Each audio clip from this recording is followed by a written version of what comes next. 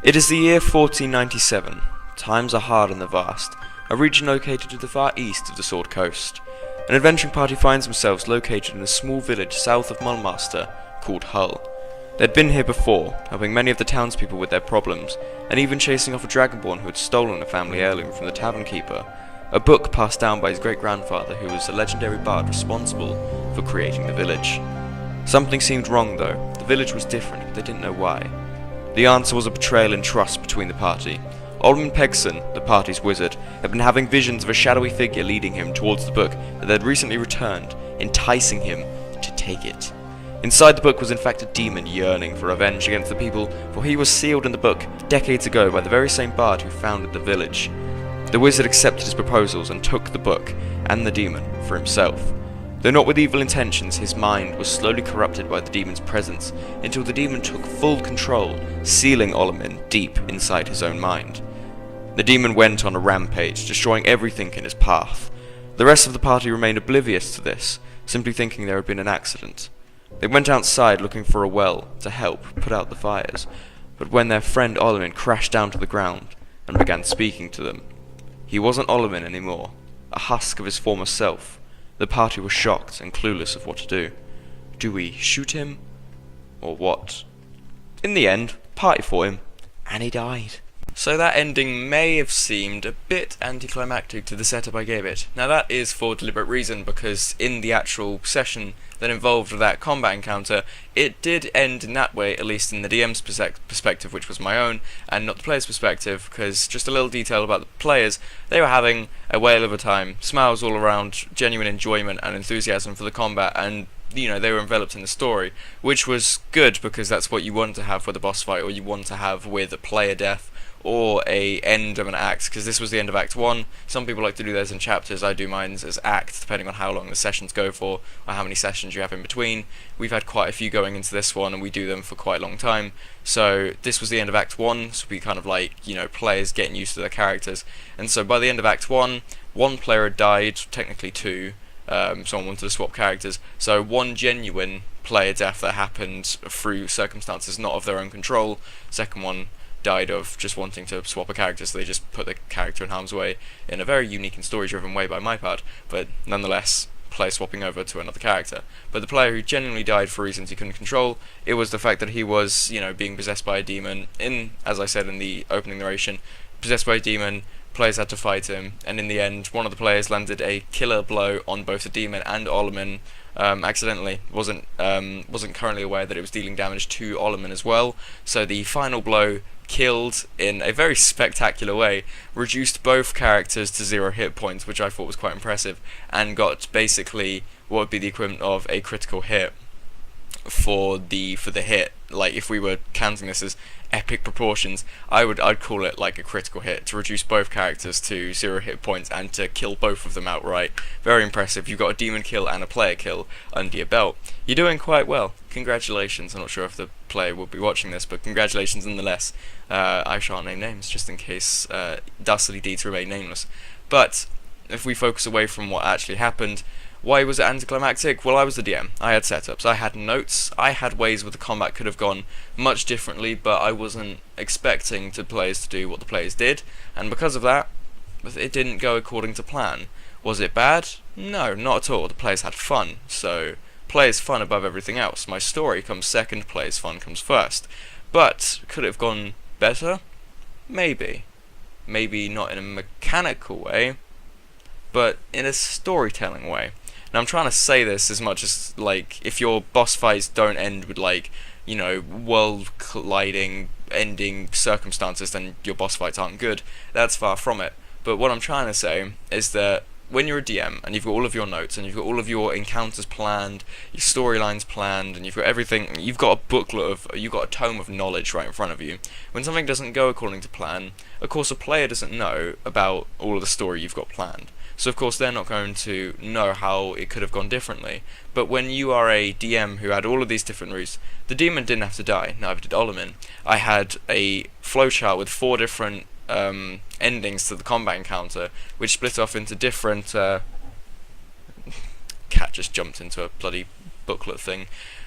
The encounter could have gone 4 different ways. It could have been they capture the demon, or they separate the two, or they somehow put like comatose the two so they can figure out a way to exorcise the demon. But either way, it could have gone differently, and it didn't. It went down this straight plain one, which led to a dead end, which was kill both of them. Now, that wasn't a bad thing, as I've said many times, but let's think about this differently. How would you improve a boss fight? I'd split it into three ways. A good setup, a good use of different abilities and ways to differentiate your villain from regular regular combatants, and the third option, or the third point would be, a satisfying ending, or just a way to make your villain either go down with glory, or in victory to the heroes, or just kind of leave the heroes with that feeling of kind of like only a good story can give. So I'll break it down. First one, good opening, good start, good setup. How do you do this? Don't just have it where players enter the location of the villain, roll initiative, because that is just completely anticlimactic and ruins any setup. Your players may have, dialogue that they would like to say to the villain. They may have words that their characters would want to say to the villain about their actions. Quite a sad real life alternative is when you see criminals being held in court, and the victims of said criminals can come in and say words face to face, and that's sort of like how you want it to be with a villain. Of course, not comparing, of course, both completely different situations, one of which being completely horrible, but that's the kind of situation you want to build up to. Your characters, or your players' characters, are going to have these words that they'd like to get off their chest to the villain. Maybe a paladin would wish to condemn this evildoer about all of his actions and really dig his claws into the villain's mind about how much this character hates him. Or maybe your character wants to try and break his spirit before combat starts, maybe give him a disadvantage by really weakening him down. Maybe a bard wants to try and manipulate him with words to try and, confuse the villain and make him conflicted about his plans. It's that little bit, it's the little attention to detail, it's the little bits that give your players chance to really build their characters in unique ways, which can make combat more memorable. What's more memorable, the party who rushed in and killed loads of orcs, or the players who rushed in and more really broke the orcs before slaughtering them all? It's whatever gets your players to remember your stories, and whatever gets them telling the tales of these adventures like years after they've actually happened. Second one, making your villain different from other enemies in combat. Now, how do you do this? Now, the Monster Manual and the Player's Handbook tells you all about, and same with the Dungeon Master Guide, tells you all about how to differentiate your villains. Legendary actions, more setup, unique abilities, and just, more flair given to their hits.